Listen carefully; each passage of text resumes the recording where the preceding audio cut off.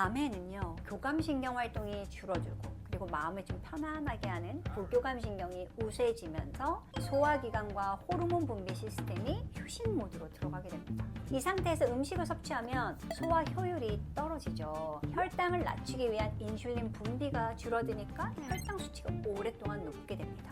안녕하세요, 긍정닥터 이경실입니다. 여러분, 혹시 늦은 밤에 라면에 햇반을 드시면서 아니면 야식을 시키시면서 요것만 먹고 자야지, 아니면 살이 찔 수도 있으니까 좀 깨어서 놀다가 자야지, 이렇게 생각하시는 분들 계시죠? 진료실에도 많이 오시는데요, 단순히 비만뿐만 아니라 당뇨 전 단계, 아니면 간 기능이 올라가거나, 아니면 중성지방이 높거나 콜레스테롤이 높거나 심지어 요산이 높거나 이런 다양한 대사질환이 있을 때 제가 항상 말하는데, 라면을 드시고 싶으면 아침에 드세요. 저도 그래요. 그러면 항상 돌아오는 질문이, 아니 똑같은 양을 먹는데 밤낮 차이가 뭐 있겠어요? 아니면 그게 먹고 바로 자서 문제가 되면 저는 깨어서 운동을 하고 자요, 괜찮지 않나요? 라고 물으셔서 제가 오늘은 연구를 기반해서 조목조목 알려드릴게요. 진료실에서 다 설명하기 어려워서 영상을 준비했으니까요, 잘 들어보시고, 똑같은 음식을 먹지만 누구는 살이 안 찌고 누구는 찌는 이유를 알 수 있으니까 활용해 보세요. 사실 제가 긴 시간 진료를 하면서 느낀 건요, 보통 음식의 종류나 양 또는 뭐 칼로리 이런 걸 신경 쓰는데, 사실 우리 몸은 언제 먹느냐가 더 중요한 것 같습니다. 우리 몸은 일종의 동물이기 때문에 24시간 리듬에 맞춰서 모든 대사가 정해지거든요. 특히 이 생체 시계는 낮 동안에 특별히 인슐린 작용을 활발하게 할 수 있게 도와주고요, 밤에는 휴식 모드이기 때문에 인슐린 작용이 줄어듭니다. 그래서요, 똑같은 밥 한 공기를 드셔도 아침에 드시면 혈당이 금방 내려가는데 늦게 드시면 혈당이 높은 상태로 꽤 오래 유지된다는 연구가 있습니다. 실제 2022년도에 발표된 아주 유명한 연구가 있어요. 똑같은 저녁을 먹어요. 정말 양도 똑같아요. 그런데 한 그룹은 잠들기 4시간 전에 드셨고요, 한 그룹은 잠들기 1시간 전에 드셨어요. 비교했더니 늦게 먹는 사람, 잠들기 1시간 전에 먹은 사람이 혈당이 훨씬 높았어요, 모두가. 그리고 혈당이 높은데 인슐린 분비는 잘 되지 않았어요. 왜냐하면 밤에는 멜라토닌이라는 수면 호르몬이 높아서 인슐린 활동을 방해합니다.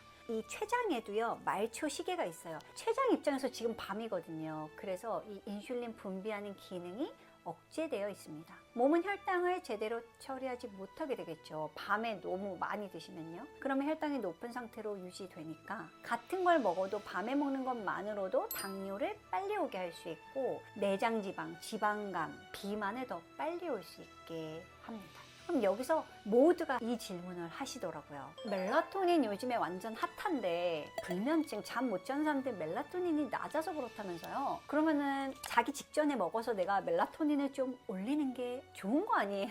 라고 하시는데요, 하지만 여기서 중요한 건 멜라토닌이 단순히 많다고 해서 잠을 푹 잘 수 있는 건 아닙니다. 이 모든 게 우리 몸은요, 균형이 중요합니다. 멜라토닌은 우리 몸의 생체 시계와 맞춰서 적당한 시간에 적절한 양이 분비되어 자연스럽게 수면을 유도하는 거죠. 그런데 늦은 밤에 식사를 하시고 억지로 멜라토닌을 높인다고 해서 수면의 질이 좋아질 리가 없습니다. 결국 멜라토닌이 무조건 많다고 좋은 게 아니라 정상적인 리듬 속에서 적절하게 분비돼야 되는데요, 이게 식사를 하시면 멜라토닌이 많이 올라가요. 그러면 인슐린 작용이 더 떨어져요. 숙면이 더 방해되고 뱃속에는 계속 음식물이 있으니까 소화기관도 안 좋아지겠죠. 그래서 잠들기 최소 3-4시간 전에는 식사를 마치자, 그리고 일정한 수면 패턴을 유지하는 게 중요하다, 제가 이전 영상에서 말씀드렸죠. 그럼 또 이런 질문을 하세요. 늦게 먹고 그러면 바로 안 자고요, 늦게 자면 괜찮지 않을까요? 사실 이 부분을 실험한 연구가 있어요. 결론적으로 말씀드리면 늦게 먹고 늦게 자는 전략이 사실 그렇게 도움이 되지 않았습니다. 우리 몸의 생체 시계는 우리가 생활 습관 하나를 바꾼다고 거기에 다 자연스럽게 따라오지 않는다는 걸 알았어요.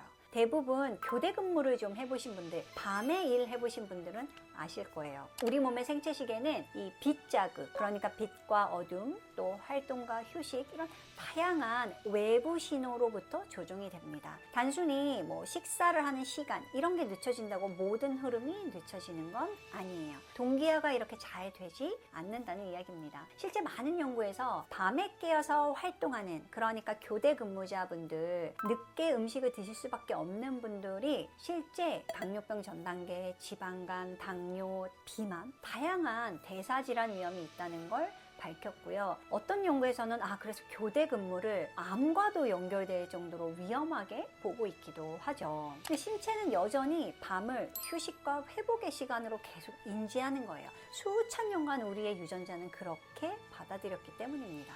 밤에는요, 교감신경 활동이 줄어들고, 그리고 마음을 좀 편안하게 하는 부교감신경이 우세해지면서 소화기관과 호르몬 분비 시스템이 휴식 모드로 들어가게 됩니다. 이 상태에서 음식을 섭취하면 소화 효율이 떨어지죠. 혈당을 낮추기 위한 인슐린 분비가 줄어드니까 혈당 수치가 오랫동안 높게 됩니다.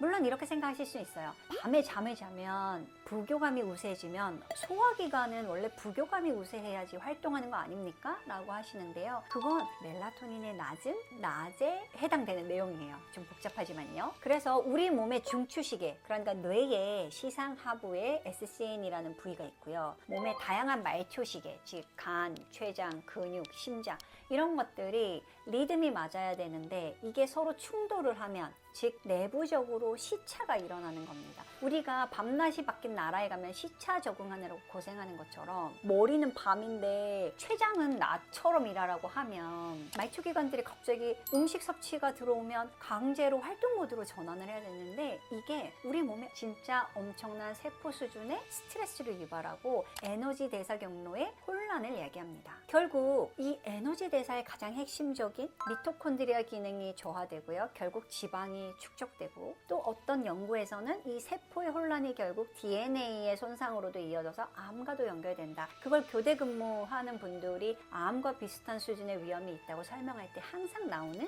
메커니즘이에요. 결국 우리 몸의 리듬을 존중하는 식사 시간이 매우 중요합니다. 저녁은 가급적 일찍 마치는 거예요. 그래서 하루에 적어도 식사 이후로부터 다음 아침까지 12시간에서 16시간의 공복 시간을 유지하는 게 진짜 중요하고요. 그것만으로도 혈당이 안정화되고 지방 연소도 쉽게 왔다 갔다, 우리가 그걸 대사 유연성이라고 하는데요, 왔다 갔다를 잘 할 수 있어요. 특히 공복 시간이 16시간 넘어가면 우리 몸이 지방을 에너지로 사용하는 능력이 좋아집니다. 체지방이 감소되죠. 그 체지방을 자는 중에 어디다 쓰냐? 우리 몸을 회복하는 성장 호르몬을 만드는데 쓰게 됩니다. 그러니까 영노화도 가능한 거죠. 단순히 다이어트를 위해서 칼로리를 줄이는 걸 생각하지 마시고요. 저녁을 좀 일찍 마무리해봐야겠다. 이거를 꼭 기억하시면 좋겠어요. 그리고 심지어 이런 연구도 있습니다. 교대 근무하는 분들조차도 식사는 낮에 하시는 게 훨씬 대사질환 위험이 적었어요. 이 부분을 기억하셔서 여러분, 살찌기 좋은 음식, 기름기 많은 음식이나 밀가루 음식은 오히려 굳이 먹어야 되면요, 아침에 활용해 보시면 좋겠습니다. 지금까지 긍정닥터 이경실이었습니다. 다음 영상에서도요, 제가 생체 리듬과 관련된 이야기들, 그 건강과 엮어서 한번 해드리고 있으니까 도움 되시길 바랍니다. 건강하고 행복한 하루 되세요.